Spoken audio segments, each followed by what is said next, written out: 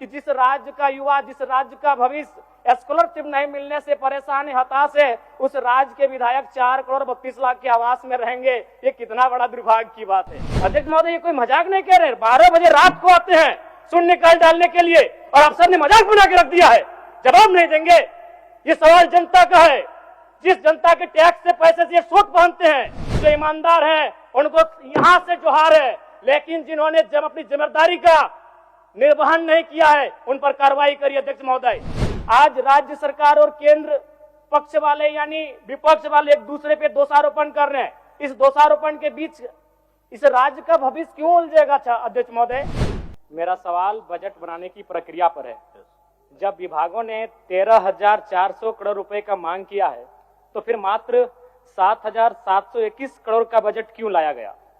सबसे बड़ी बात, 8 महीना बीत जाने के बाद भी मात्र 42% राशि खर्च हो पाया है, तो फिर अनुपूरक बजट की आवश्यकता ही क्यों? और कहीं ऐसा सच तो नहीं कि सरकार का खजाना खाली है? और यदि सरकार का खजाना खाली है तो सरकार राजस्व प्राप्त करने के लिए क्या कर रही है? अध्यक्ष महोदय, जमीन की रजिस्ट्री में करोड़ों अरबों का राजस्व हानि हो रहा है। किसी जमीन की कीमत यदि 1 करोड़ होता है तो कागज में दिखाया जाता है 25 लाख। सरकार को राजस्व मिलता है 25 लाख पर और काला धन का इस्तेमाल होता है 75 लाख पर। महोदय, अगर मेरी बात पर आपको संदेह है तो किसी भी इस राज्य में अगर किसी भी बड़ा भूखंड, एकड़ों का भूखंड अगर उसका खरीद बिक्री हुआ है तो आप उसकी एसीबी के माध्यम से जांच करवा ले, दूध का दूध और पानी का पानी हो जाएगा। और चोरी साफ नजर आया है। अध्यक्ष महोदय, कई आईएएस अधिकारी जेल की यात्रा कर चुके हैं। अध्यक्ष महोदय, मैं कोयलांचल से आता हूं और ईडी, जांच एजेंसी और तमाम न्यूज चैनल्स रिपोर्ट की मानी तो प्रत्येक दिन झारखंड राज्य में 1000 अवैध गाड़ियों का निकासी होता है। यदि एक कोयले की गाड़ी में 50 टन कोयला मान ले और 1 टन का मूल्य अगर 5,000 रुपए मान ले तो 25 करोड़ रुपए एक दिन का होता है। अगर 365 से गुना करते हैं तो 9,125 करोड़ रुपए होता है। अध्यक्ष महोदय, यानी लगभग 9,000 करोड़ रुपए, जो कि आपके अनुपूरक बजट से ज्यादा होता है। यानी कोयलांचल से इतनी अवैध मात्रा में कोयला का कारोबार हो रहा है। अगर उस पर सरकार नियंत्रण कर ले तो आपका एक अनुपूरक बजट के बराबर वो राशि होती है, वो राजस्व आपको फायदा होगा। अध्यक्ष महोदय, अगर बालू की बात करें तो वो तो सरेआम है, सब अपनी आंखों से देखते हैं। 1-2 अधिकारी ईमानदार होंगे तो भाई उनको जोहार होगा। बाकी अगर कोई भी बालू ट्रैक्टर, विशेषकर ट्रैक्टर से बालू की ढुलाई होती है तो हमें लगता है एक बालू गाड़ी 3-4 थाना क्षेत्रों से पार होता है और कोई थाना प्रभारी ऐसा नहीं है जिसका मंथली पर महीने का इनकम 3 लाख से 5 लाख रुपए केवल अवैध बालू से हो रहा है। अतः सरकार को मैं मानता हूं कि सरकार का खजाना खाली है, तो अगर खाली है तो इस प्रकार अगर लूट की छूट होगी, जो सरकार के खजाना में आना चाहिए था वो थाना प्रभारी के जेब में जाएगा, वो पदाधिकारियों की जेब में जाएगा। तो इसी प्रकार हम लोग छात्रों से कलेक्शन करेंगे। अध्यक्ष महोदय, अब इसको भी झूठ मत कहिएगा। अखबार में दिया था कि जैक ने 35% 10th और इंटर का शुल्क बढ़ाया। मैट्रिक का शुल्क था 980, शुल्क कर दिया गया 1180। इंटर का शुल्क था 1100, शुल्क कर दिया गया 1400। मैं तो सबसे पहले कहूंगा कि जो शुल्क पुराना था अविलंब शुल्क बढ़ोतरी पर रोक लगाया जाए। अध्यक्ष महोदय, आज छात्रवृत्ति नहीं मिला है छात्रों को। आज राज्य सरकार और केंद्र पक्ष वाले यानी विपक्ष वाले एक दूसरे पे दोषारोपण कर रहे हैं। इस दोषारोपण के बीच इस राज्य का भविष्य क्यों उलझेगा? अध्यक्ष महोदय, आज 2 वर्षों से छात्रवृत्ति नहीं मिल पाई है, इसका निराकरण होना चाहिए। और बिल्कुल बड़े शर्म और दुर्भाग्य की बात है कि जिस राज्य का युवा, जिस राज्य का भविष्य स्कॉलरशिप नहीं मिलने से परेशान है, हताश है, उस राज्य के विधायक 4 करोड़ 32 लाख के आवास में रहेंगे। ये कितना बड़ा दुर्भाग्य की बात है। आज आंदोलनकारी लगातार अपनी आवाज को बुलंद कर रहे हैं।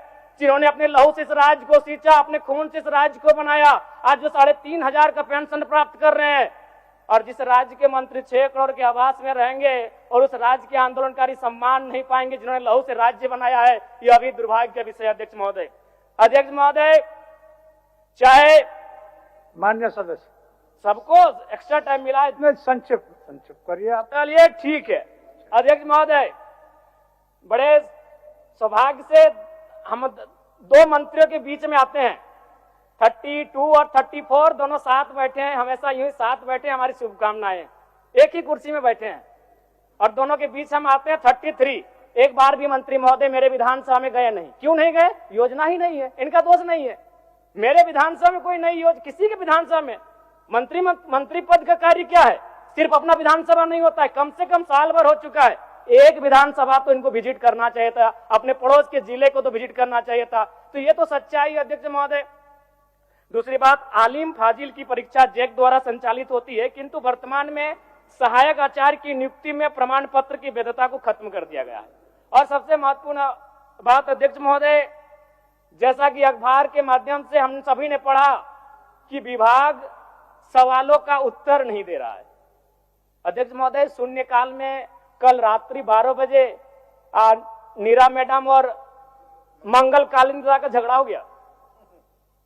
एक दिन राजा साहब और हमारी गाड़ी का टक्कर हो जाता, इतना रफ्तार में आए, बोले कि नहीं राजा साहब को तो शून्यकाल डालने नहीं देंगे, इनसे पहले हम जाएंगे। अध्यक्ष महोदय, ये कोई मजाक नहीं कह रहे, 12 बजे रात को आते हैं शून्यकाल डालने के लिए और अफसर ने मजाक बना के रख दिया है, जवाब नहीं देंगे। ये सवाल जनता का है, जिस जनता के टैक्स से पैसे से ये सूट पहनते हैं, जिस जनता के टैक्स से पहनते से ये वोट पहनते हैं, कोट पहनते हैं, उस जनता का सवाल है। और जनता का सवाल का उत्तर नहीं देते अफसर।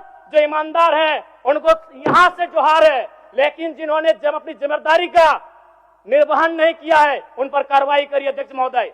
12 बजे रात को हम लोग सवाल डालते हैं। चलिए। गोल, जहां 27 वर्षों के सफर में 17,000 से भी अधिक छात्रों ने डॉक्टर एवं इंजीनियर बनकर भरे सफलता की ऊंची उड़ान, जहां साधारण छात्र भी झारखंड टॉपर्स बनकर बना रहे इतिहास। दूरदर्शी शिक्षाविद श्री विपिन सिंह के मार्गदर्शन में मेडिकल एवं इंजीनियरिंग के लाखों छात्रों के लिए आशा की किरण के रूप में गोल, नेशंस लीडिंग इंस्टीट्यूट।